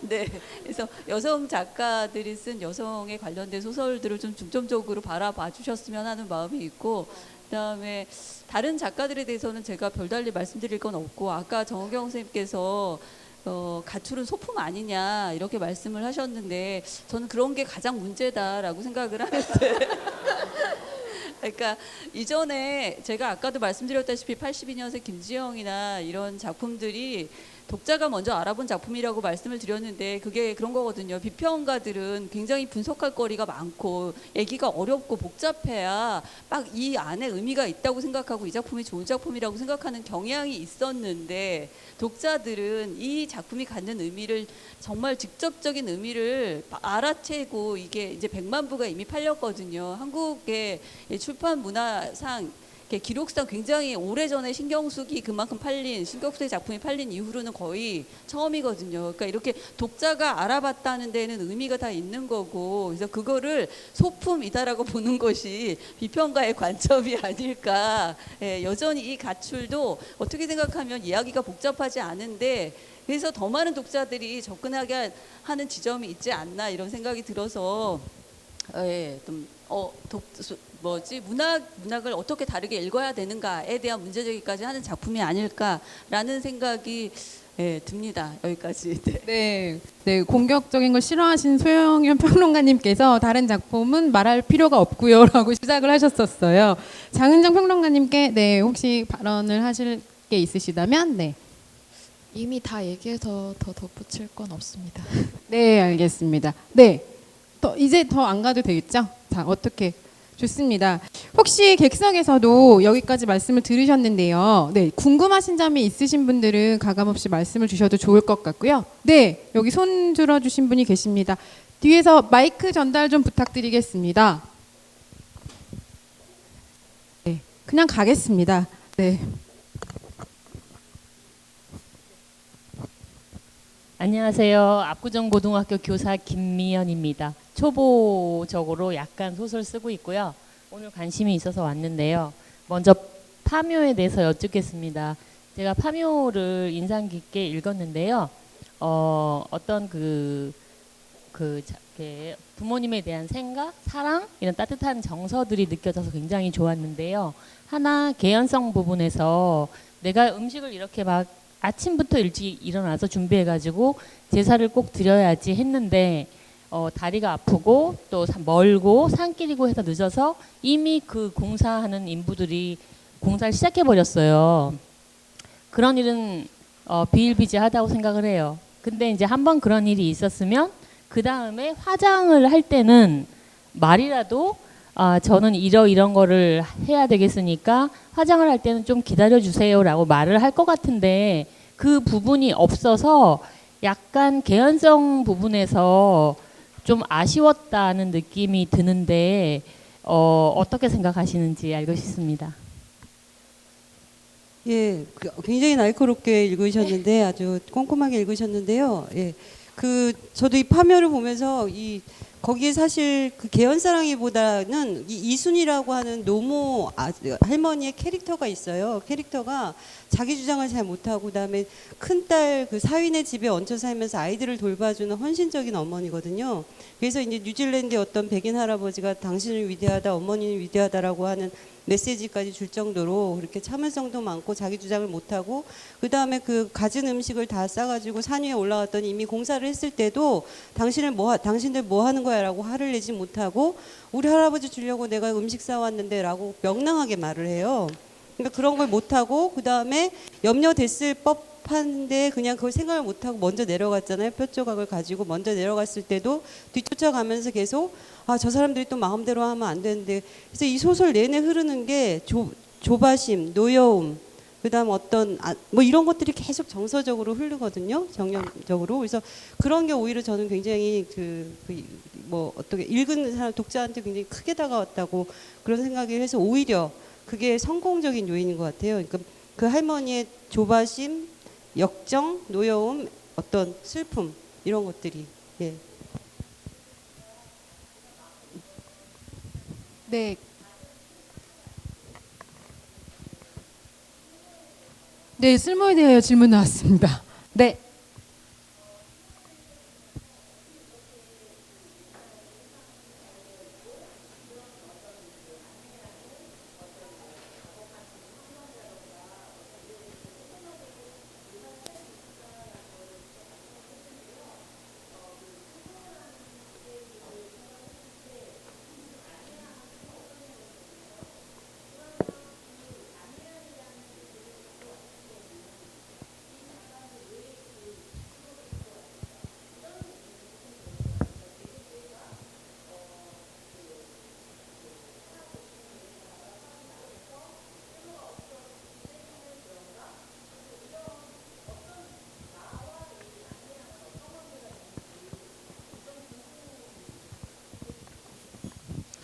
저도 저 부분에 대해서 이제 이 지지를 할 때 그걸 정확하게 좀 발견해서 전달해야 되겠다는 생각을 좀 많이 했었고, 어쨌든 아까 뭐 쓸모에 대하여라는 것이 뭐 이미 제목에가 이 소설의 주제가 다 드러나 있고 내용이 드러나 있다고 하는데, 저는 그 나하고 누나가 거기에 가 있는 모여 있는 사람들이 무슨 꼭 안내양이 아니더라도 뭐 예를 들면 뭐 전국 이쑤시개 제작자 지원 뭐 연수원이라 하더라도 어떤 그러니까 한때의 어떤 기억들이 같이 공유했던 기억들이 남아 있는 공간 이런 곳인데 이 두 사람이 거기 가가지고 단순히 그 안내양 연수만을 받는 어떤 이런 차원을 넘어서 서로 배려하거나 이러면서 이제 그 안정을 찾아간단 말이에요. 그 뭐니까 거의 아버지를 자기들은 죽였다고 생각하고 고향집을 이렇게 벗어나서 그쪽으로 이제 이렇게 말 그대로 소도처럼 피신을 하게 된 건데 그랬을 때 이 작가가 항상 추구해 오는 어떤 이게 꼭 안내양이 아니더라도 한 이야기로서 그 안에 있는 사람들의 어떤 같이 겪어가면서 이 사람들이 안정을 찾아갔던 과정, 힐링을 했던 과정들 그런 것들이 결국은 쓸모라는 거고, 그 다음에 두 번째는 안내양 이야기로 들어가면 말 그대로 도대체 우리가 쓸모에 의해서 계속 버리고 변화가 될 때마다 이제 쓸모 없어졌기 때문에 그 소모되어 버렸던 어떤 사람들이 안내양들이잖아요. 그래서 그거에 대해서 이 안내양들은 대변을 하고 있는 것 같고, 그 다음에 아까 말한 화자하고 관계 속에서는 바로 내가 여기에서 뭔가 재생됐던 공간 그런 곳이었단 말이에요. 그래서 마지막에 가서는 당신들한테는 그런 곳이 어디 있겠는지 질문하는 것으로 소설이 같다고 저는 생각합니다. 네, 감사합니다. 여기까지 해서 저희가 토론 및 질의응답을 마무리를 짓도록 하겠습니다. 이제는 정말 투표를 할 시간입니다. 아까 말씀드린 것 잠깐 계셔도 될 것 같아요. 그 이름표 드렸고요. 이 뒤에 투표 용지가 있습니다. 펼쳐서 보시면 투표란이 있고요. 공표 체크를 통해서 투표가 이루어집니다. 2시 5분이고요. 10분까지 해서 뒤쪽으로 투표함에 넣어주시면 되겠습니다. 그리고 2시 10분에 다시 자리로 모여주시면 좋을 것 같습니다. 네, 함께 해주셔서 감사하고요. 일단 투표를 진행하도록 하겠습니다. 뒤쪽에 투표함은 두 군데 나눠 있으니까 편하신 대로 가서 투표함에 투표권을 행사해 주시기 바랍니다.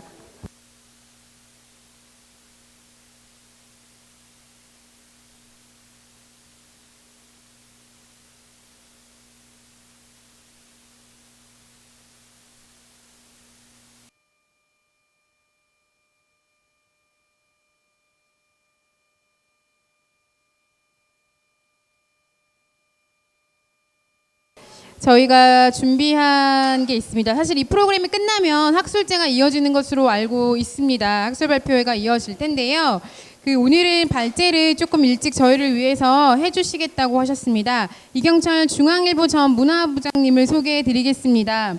네, 문학 전문 기자로서 오랫동안 활동하시면서 또 기자 생활을 하신 분이시기도 하고 2010년에 시와 시향으로 등단하여 현직 시인으로도 활동을 하고 계시는데요. 시문 선생에 관련한 이야기를 들려주시리라 생각하고 앞으로 모시도록 하겠습니다. 그동안 저희는 여러분들께서 투표를 해주신 것들을 뒤에서 투명한 개표를 진행을 할 거고요. 발제가 끝난 다음에는 바로 시상 발표를 이어가도록 하겠습니다. 자, 오늘 발제를 맡아주신 이경철 문학평론가 전 중앙일보 문화부장님 앞으로 모시겠습니다. 여러분 큰 박수 부탁드립니다.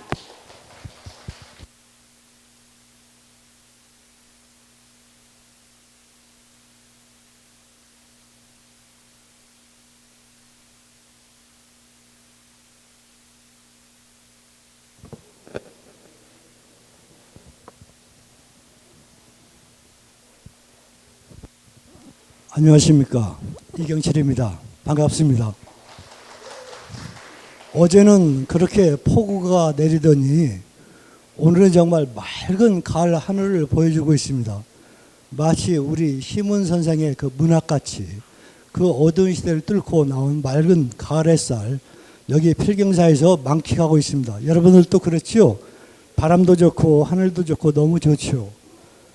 예, 그리고 오늘 와가지고 시문 문학대상 챌린지를 보면서 전 한마디로 감동을 했습니다. 제가 예전에 문학상도 만들고 그렇게 하면서 저도 이런 제도를 택해 보려고 했습니다. 예, 문학상은 이제 이렇게 공정하고 투명해지고 많은 분들이 좋아하는 작품이 좋은 작품이어야 됩니다. 우리 무슨 뭐에 쏠려가지고 문학상이 좌지우지 돼서는 안 됩니다.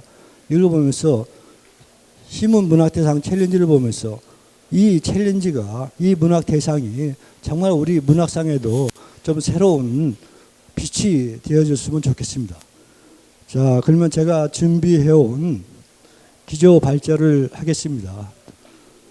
여러분들 갖고 계시는 그런 세미나 유인물이 있으면 같이 봐주면서 중간중간 설명을 하도록 나가겠습니다. 제목은 전의의 투사요 심장의 파수벽인 시문의 필경이라고 잡았습니다. 시문 선생은 35년의 짧은 삶을 분농사, 필경으로만 살다 가신 분입니다. 시, 소설, 평론, 수필, 시나리오 등 전방위로 문학활동을 펼쳤습니다. 일제하 많은 문인들이 그랬듯 신문기자로서도 붓으로만 살다 시대를 일구다 깨끗이 산화한 문자 그대로 기자, 쓸기자에다 놈자자, 기자가 필경이 업인 사람입니다. 기자, 그러니까 기자라고 했죠. 기자며 필경인이 바로 시문 선생이었습니다. 신문사 사회부 조선인 기자들의 모임인 철필구락부에서 1930년 7월에 창간한 언론 잡지 철필 창간 후에 조선일보 시문, 그때 시문은 조선일보에 재직을 하고 있었거든요. 이러한 직분으로 실린 맨 위에 제가 인용한 시 한번 읽어보겠습니다. 우리의 붓끝은 날마다 신종의 일을 갈며 나간다. 한 자루의 붓, 그것은 우리의 쟁기요 유일한 연장이다. 거칠은 상기 속에 한 일항의 화전을 이루려면 돌부리와 나무 등걸에 호미끝이 부러지듯이 우리의 꿋꿋한 붓대가 몇 번이나 꺾였던고. 그러나 파랗고 빨간 잉크는 정맥과 동맥의 피, 최후의 일적까지 종이 위에 그 피를 뿌릴 뿐이다. 비바람이 험긋다고 역사의 바퀴가 역전할 것인가? 마지막 심판날을 기약하는 우리의 정성이 굽힐 것인가? 동지여, 우리는 태그를 모르는 전의의 투사다. 오, 붓을 잡은 자여, 위대한 심장의 파수병이여. 예. 조선 총독부의 검열이 날로 험악해지고 그런 검열에 순응을 하면서 기자가 투사나 지사가 아니라 언론 노동자가 돼가던 그런 시점에서, 그 출발점에서 부디 우리는 언론 노동자가 아니라 지사, 독립, 광복을 향한 지사임을 갖다가 밝히면서 1925년도에 그것도 철필, 그런 기자들이 모이면 그 철필 창간호 권두시로 실은 시가 바로 이 필경이라는 시입니다. 우리는 지금 이 필경사에 와 있습니다. 해서 저는 시문의 시세계가 어떻고 또 그때 언론 상황은 어떻는데 아직까지도 시문의 그 필경 정신이 유효하며 아직까지도 우리 광복을 위해서 왜 시문의 그런 정신이, 필경 정신이 필요한가를 이 기조 발제에서는 좀 살펴보도록 하겠습니다. 예, 1페이지 맨 아래쪽입니다. 1920년대, 30년대의 신문 상황과 시문. 고랑을 차고 용수는 썼을망정 난생 처음으로 자동차에다가 보호순사를 앉히고 거들먹거리며 남산 밑으로 무학제 밑까지 내려걷는 맛이란 바로 개선문으로나 들어가는 듯 하였습니다. 예, 시문이 1919년, 그러니까 18살 서대문 형문소에서 쓴 편지, 감옥에서 어머님에게 올리는 글, 이것이 지금 우리가 전집에 전하는 시문의 최초 글입니다. 그 글에서 시문은 그렇게 피력을 했습니다. 감옥에 갇혔으면서도 나는 우리나라 조국의 독립을 위해서, 광복을 위해서 이렇게 싸웠으니 이 감옥이 아니라 개선문에 들어왔다는 그런 심경을 피력한 것입니다. 자, 그렇다면 시문은 그런 일제 상황에, 혹독한 상황에 어떻게 맞섰는가 하면 3.1운동 이후에 일제는 소위 문화정치에 따라 1920년 조선일보, 동아일보 등의 창간됐습니다. 그때 기자들은, 우리 민족주의가 창간되던 그 시점에서 기자들은 이렇게 기자직을 이렇게 생각했습니다. 서양에서는 신문기자들을 가리켜 무관의 제왕이라 말을 했습니다. 그때야말로 신문기자들은 그러한 기계로 무관의 제왕으로서 일을 했습니다. 3.1운동 이후의 기풍으로서 언론 종사하는 것만으로도 자기를 스스로 존대하면서 그렇게 의사처럼, 투사처럼, 지사처럼 생각했습니다. 예, 그 당시 신문기자들이 해고담의 주요 내용이었습니다. 이것은. 그러나 그러한 상황도 잠시였습니다. 신문사란 것은 거대 자본이 있어야만 움직이는 조직입니다. 조선일보도 그렇고 동아일보도 그렇고. 그러다가 일제가 만주사변을 일으키고 중국으로 이제 침공에 들어갈 무렵에는 일제가 그 우길기처럼 이렇게 뻗어나가는 때는 일제 상품들도 굉장히 많이 팔렸습니다. 그렇기 때문에 그런 상품 광고들이 신문에 많이 끼어들었습니다. 조선일보, 중앙일보에도. 그래서 그 광고란을 채우기 위해서도 그렇고, 또 일제 아무리 1920년대 문화정치화에 창간됐지만 정치나 사회나 경제, 그러니까 조선 총독부에서 행하는 그 기사에 옳다 그렇다는 감이 쓸 수가 없었습니다. 그때부터 우리 신문은 어쩔 수 없이 강한 기사가 아니라 연한 기사, 문화명 기사로 나갈 수밖에 없었습니다. 그래가지고 문해란이 있었고, 특히 1920년대 말에 그렇게 광고가 많이 들어오면서 직면이 되기 시작합니다. 그거 다 문화면들이 채웠어요. 문화로. 부인난도 있고, 아동난도 있고, 학예난도 있고, 무슨 난도 있고 해가지고. 그렇게 난으로 채우다 보니까 우리 문인들이 글을 알고 글을 쓸 수 있는 문인들이 기자로 거의 다, 그때 신문기자들은 거의 다 문인 출신이었습니다. 초창기 신문기자들은. 그렇게 신문기자들 들어갔어요. 근데 1919년 3.1운동 그 분위기 하에서는 정말 지사연, 투사연 하면서 기자들이 그렇게 했는데 어느덧 5, 6년 흘리고 1920년대 후반부터는 그렇게 언론 노동자로 전락을 하게 됩니다.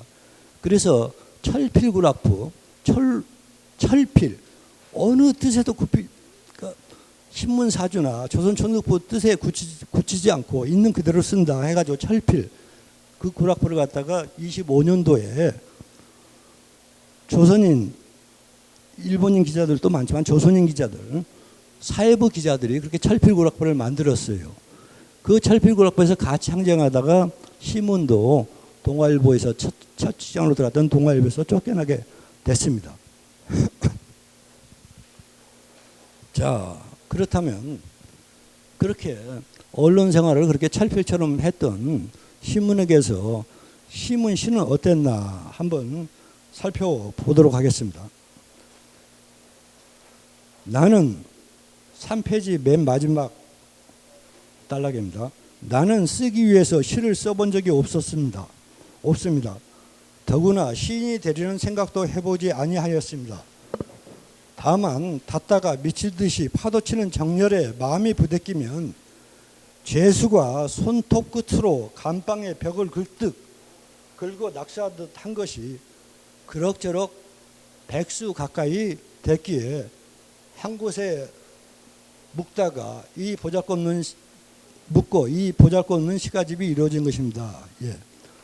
1932년 추석을 전후해가지고 맞아가지고 이 필경사에서 시문이 한 100편 가까운 시집을 내기 위해서 시문 시가집 제1집이라고 해가지고 그걸 갖다가 조선 총독부 검열에 올렸습니다. 근데 그 검열에서 너무 많은 부분이 삭제되고 뭐 했기 때문에 그 시집으로서 엮을 수가 없었습니다. 그래서 시문은 생전에 시집을 한 권도 못 내신 분입니다. 그렇게 시가 좋으면서도. 자, 시문이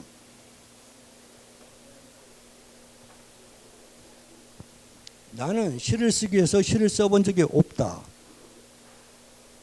솟구쳐 오르는 내 마음을 내가 어쩔 수 없어가지고 그대로 터져난 것이 시라고 시문을 밝혔습니다. 그때 1920년대 30년대 우리 시단 환경은 어땠는고 하니 1920년대는 여러분들 또 고교에서 다 배웠듯이 창조묘, 폐허묘 그런 동인지들 대학생들이나 그 돈 많은 학생들이 자기 스스로들 모여가지고 잡조를 내가지고 춘원이나 육당, 최남선의 그 계몽주의적인 그것을 없애고 좀 시 같은 시를 써보자고 하는 시대였습니다. 그리고 1930년대는 1920년대 중반부터 득세하기 시작한 소위 조선 프롤레타리아 예술가 동맹 카프의 시들은 선동이 목적입니다. 지금 조국이 일제 치하에 있으니까 뭔가 일제 치하를 극복하기 위해서 시가 그런 선전물같이 벽보같이 대자보같이 그런 시대를 썼던 시대가 1920년대였습니다. 그런데 1930년대 들어서면서 카프가 일제 탄압으로 그냥 탄압할 수밖에 없겠죠. 그러니까 저항시니까. 그래서 1930년대는 해외 문학파, 해외에서 문의 이론을 들어와서 외국시 담게 이제 시를 쓰려는 사람, 아니면 이상같이 초현실주의 문학 쓰려는 사람, 아니면 김영랑이나 그런 시인같이 우리말을 잘 조탁해 가지고 예술적인 시를 쓰려는 사람. 그런 20년대 30년대는 그런 문단 시대였습니다. 그런데 시문은 그런 문단에 절대 끼어들지 않았습니다. 끼어들 수도 없었고. 왜? 시는 직정적으로 자기 가슴 속에서 터져나온 것이 올바른 목소리가 시인지 알고 시를 일부러 꾸미거나 뭐 예술처럼 하려고 하지 않았어요. 자기 마음 그저 그냥 쓰는 마음 숨길 수가 없어가지고 벽에 손톱으로 긁듯 그렇게 쓴 그런 시가 시문의 시입니다. 그래서 20년대 30년대 시단에서는 또 그래 시문시가 많이 평가받지 못한 것도 그런 문화사적 흐름에서는 비껴서 있어서 그런 건지도 모르겠습니다.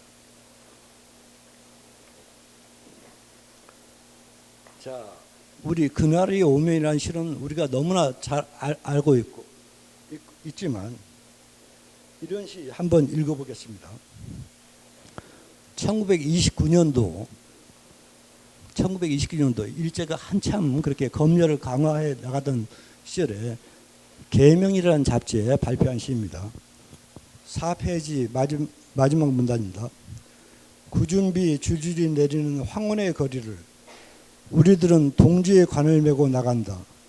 만장도 명정도 세우지 못하고 수의조차 못 입힌 시체를 어깨에 얹고 엊그제 떠매어 내오던 옥문을 지나 철벅철벅 말없이 무학재를 넘는다. 동지들은 여전히 입술을 깨물고 고개를 숙인 채 저벅저벅 걸어간다. 친척도 애인도 따르는 이 없어도 저승길까지 지긋지긋 미행이 붙어서 조가도 부르지 못하는 산손장들은 관을 메고 철벅철벅 무학재를 넘는다. 자, 이 시를 보면 우리가 1980년대 5.18 광주 민주화 항쟁에서 얼마나 그 군인들한테 수많은 목숨이 짓밟히고 총검에 죽어갔습니다. 그때 쓴 민중시보다도 더 선명하고 더 치열해요. 이만큼 자신이 못 견뎠을 수도 직설적으로 터져나온 그런 저항의 언어가 바로 신문의 시였습니다. 지금까지 남았는. 물론 초창기 시에는 좀 서정적이고 자기 그 중국 유학 시절에 찾아오는 향수 같은 걸 읊은 시도 있지만 신문의 시세계는 이래요. 어둠 속에서 광복, 빛을 향하는 그런 시세계였습니다. 그리고 신문의 그런 소설 작업든지 모든 문필 작업이 그랬습니다. 일제 검열에 못 견뎌가지고 내려온 곳이 여기 필경사입니다. 왜? 조선중앙일보를 마지막으로 해가지고 그때 기자들은 자기들이 직접 연재 소설을 써야 됐어요. 지면을 기자들이 다 소설이며 뭐 문이란 걸 다 메워야 했어요. 그 쓰고 있던 연재 소설들이 일제 검열에 막히고 하니까 검열에 막히면 일제 총독부에서 저놈 내쫓아라면 나갈 수밖에 없거든. 깨끗이 나와서 필경사에서 나름대로 붓을 갈려는 사람이 그럽니다. 신문입니다. 붓을 갈면서도 신문은 자기 독자적인 그 예술관을 내세우지 않았어요. 자기 독자적인 예술관이 아니라 모든 우리 국민들과 대중들과 어울리려는 그런 문학관이었어요. 오늘 그 신문 문학대상 챌린지를 보면서 정말 자신만의 문학관이 아니라 문학만의 문학관이 아니라 정말 많은 우리 국민들과 어울리려는 작품을 뽑으려는 그런 노력이 돋보여서 저는 참 좋았습니다. 자, 그렇다면 지금 이 시대에 우리 신문의 그 기자 정신과 그 문학관을 생각할 때 참 우리 지금 기자들은 지금 어떻게 하고 있나 하면 참 난감하기 짝이 없습니다. 우리가 1980년대 말까지만 하더라도 기자들은 그래도 그 독재 치하에서 투사연, 지사연 했어요. 수사처럼 지사처럼 굴었어요. 근데 90년대 들어가지고 하염없이 지금 자본의 물결에 신문사 경영진의 물결에 아니면 신문사 이익을 위한 그런 물결에 좀 흘러가고 있지 않은가 하는 그런 느낌이 듭니다. 그 단적인 예로서 지금 공영 방송이나 공영 언론 매체를 보세요.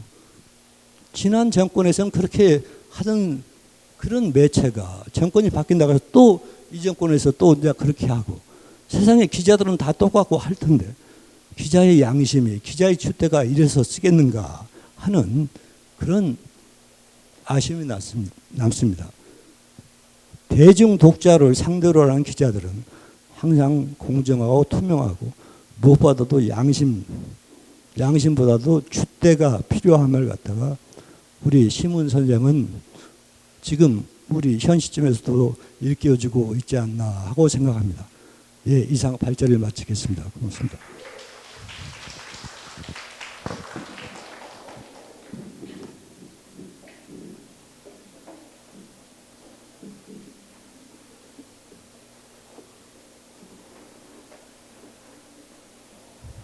네, 다시 한번 박수 부탁드립니다. 네.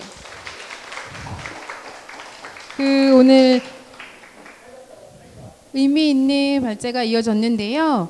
사실은 이어서 오늘 작가 등단의 계기를 지원하는 23회 신문문학상의 시상식도 겸해져서 이루어집니다. 그래서 바로 시간이 별로 없으니까요. 이어지고 두 가지의 시상을 마친 다음에 오늘 아까 챌린지에서 투표하신 결과를 발표를 해드리도록 하겠습니다. 네, 앞에 여기 단상 치워주시면 되겠습니다. 바로 시상식을 빠르게 진행을 해보겠습니다.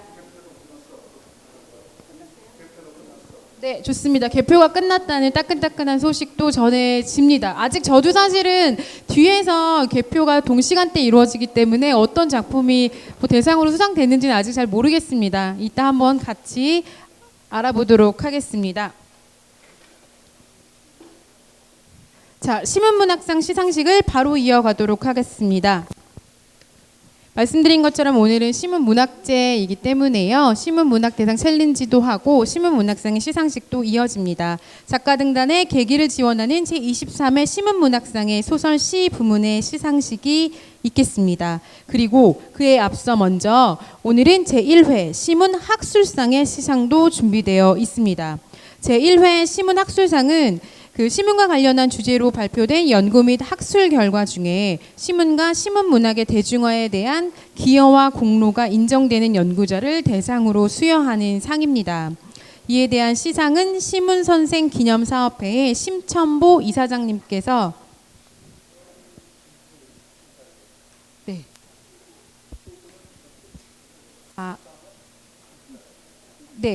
그럼 먼저 오늘 심천보 이사장님께서 맡아주시겠습니다. 자, 1회 신문학술상의 수상자이신 서울대학교 김종욱 교수님께서는 단상 위로 자리해 주시기를 부탁드리겠습니다. 네, 여러분 큰 박수 부탁드립니다.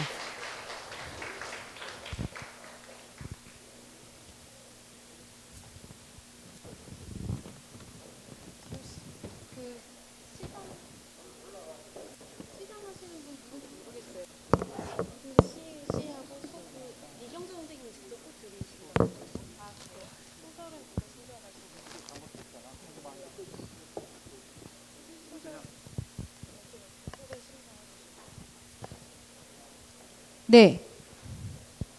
오늘 신문학술상에서 서울대학교 교수 김종욱 선생님께서는 신문 선생의 전집 발간에 힘써 주셨습니다. 그 공로가 오늘 치하되는 자리이기도 합니다. 자, 상패 준비되어 있죠? 네, 제가 대독을 하도록 하겠습니다. 신문학술상 서울대학교 교수 김종욱 선생께서는 시인이자 작가이며 영화인이자 언론이었던 시문 선생의 정신과 위협을 체계화하고 특히 시문 문학 전집을 편찬하여 시문 문학의 총체적 면모를 밝히는데 크게 기여하였음을 이 상을 드립니다. 2019 8월 30일 사단법인 시문 선생 기념사업회 이사장 심천보. 네, 상패와 부상 수여가 있겠습니다.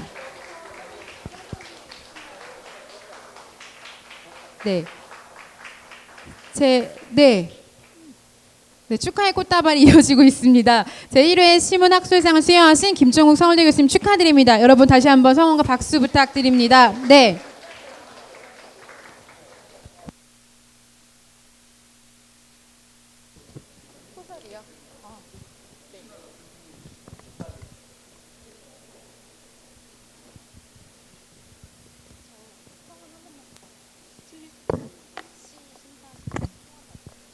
자, 이어서 신문문학상의 소설 시 부문 시상식을 이어가겠습니다. 신문문학상은 신문의 문학 정신을 기리고 계승하기 위해서 역량 있는 미등단 신인 작가를 대상으로 수여하여 등단 및 향후 작품 활동을 지원하고자 제정된 상입니다.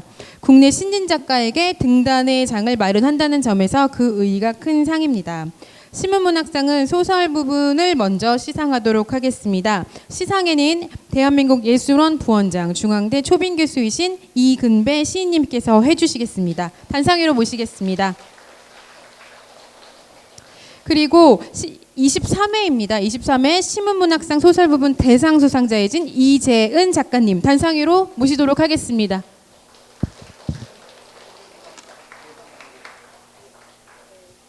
소설 부문 수상자이십니다. 네, 제가 대독하겠습니다. 신문문학상 소설 부문 이재은. 위 소설가는 상록수의 작가 시문 선생의 정신과 위협을 이어나갈 뛰어난 작품을 창작한 신예에게 수여하는 시문문학상에 당선되었기에 이 패를 드립니다. 2019년 8월 30 사단법인 시문선생 기념사업회입니다. 네, 축하드립니다. 수상자에게는 상패와 부상 수여가 있겠습니다. 네, 이재인 작가님 축하드립니다. 작가님을 향한 큰 성원의 박수 부탁드리겠습니다. 네, 마지막으로 시문문학상 시 부문의 시상이 있겠습니다. 심사위원이셨던 김중일 선생님께서 시상을 맡아주시겠습니다. 단상 위로 모시겠습니다. 시 부분 대상 수상자이신 최형심 작가님 단상 위로 자리해 주시길 부탁드리겠습니다. 신문문학상 시부문 최형심. 위 시인은 그날이 오면의 시인 시문 선생의 정신과 위협을 이어나갈 뛰어난 작품을 창작한 신예에게 수여하는 시문문학상에 당선되었기에 이 패를 드립니다. 2019년 8월 30 사단법인 시문 선생 기념사업회. 네, 축하드립니다.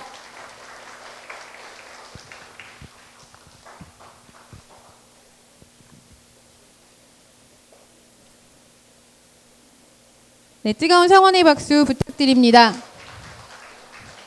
앞으로 그 두 분의 신예 작가님들이 작가로서 왕성한 행보를 이어나가시길 네, 희망합니다. 다시 한번 두 분께 뜨거운 박수로 축하의 마음을 전하겠습니다.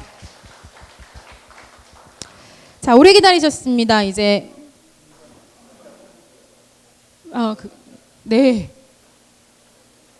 오래 기다리셨습니다. 네, 저도 오래 기다렸습니다. 이제 개표가 다 끝났습니다.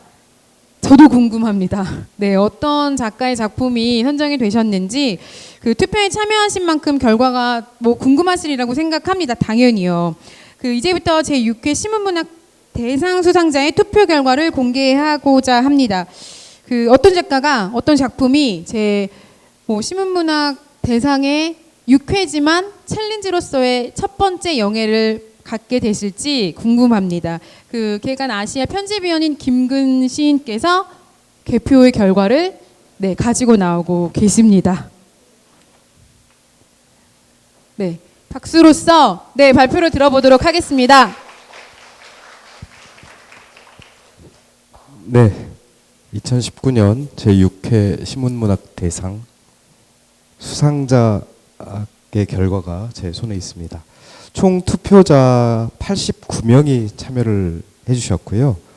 한 명이 기권하셨습니다. 자, 어느 분인지 궁금하시죠? 예, 김중혁 소설가가 89명 중에 37표로 현장 투표에서 1위를 차지하셨고요. 네, 김중혁 소설가를 마음에 두신 분들 축하드립니다. 예심과 가산점을 적용해서 총 89점을 획득하셔서 현장 투표 결과와 다르지 않게 압도적 점수로 제6회 시문문학대상 수상자로 결정되었습니다. 네, 김중혁 소설가 그리고 김중혁 소설가를 지지하신 모든 분들 축하드립니다. 감사합니다. 네,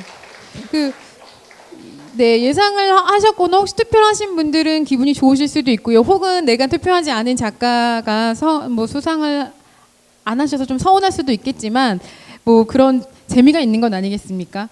그 챌린지로 바뀐 다음에 오늘 여기 함께 해주신 여러분들께서 심사위원으로서 적극적으로 참여를 해주셨기 때문에 오늘 이 자리가 이렇게 빛나게 네, 마무리가 될 수 있었던 것 같습니다. 저 역시 진행하면서 좀 즐겁고 행복했습니다. 더불어 그 역사적, 문화적으로 또 깊이 있는 발자취를 남긴 시문 선생을 다시 한번 가슴에 새길 수 있는 의미 있는 시간이 아니었나라는 생각이 듭니다. 시문 선생의 서린 이곳에서 또 당진 필경사입니다. 함께 해주셔서 진심으로 감사드립니다. 오늘의 문학적 경험과 기쁨이 여러분의 삶의 작은 보탬이 되셨으면 좋겠다는 생각을 합니다. 아까 말씀드린 것처럼 곧 이어서는 시문문학학회 시문과 그의 시대 학술제가 이어집니다. 신문 선생의 문학과 인생 그리고 그가 치열하게 살아낸 시대까지 심도 깊게 들여다볼 수 있는 시간입니다. 끝인사를 부탁을 드리겠습니다. 방현석 소설가, 안성모 부총장님이십니다. 앞으로 모시겠습니다. 안녕하세요. 오늘 먼 걸음 해주셔서 고맙습니다. 특히 우리 이건배 예술원 부원장님께서 또 이 당진이 원래 그 고향이십니다. 오늘 자리해 주시고 이따 마지막 특강도 예정되어 있습니다. 그리고 오늘 이 좋은 행사를 준비해 주신 우리 심천보 시문수행 기념사업회 이사장님께도 감사드립니다.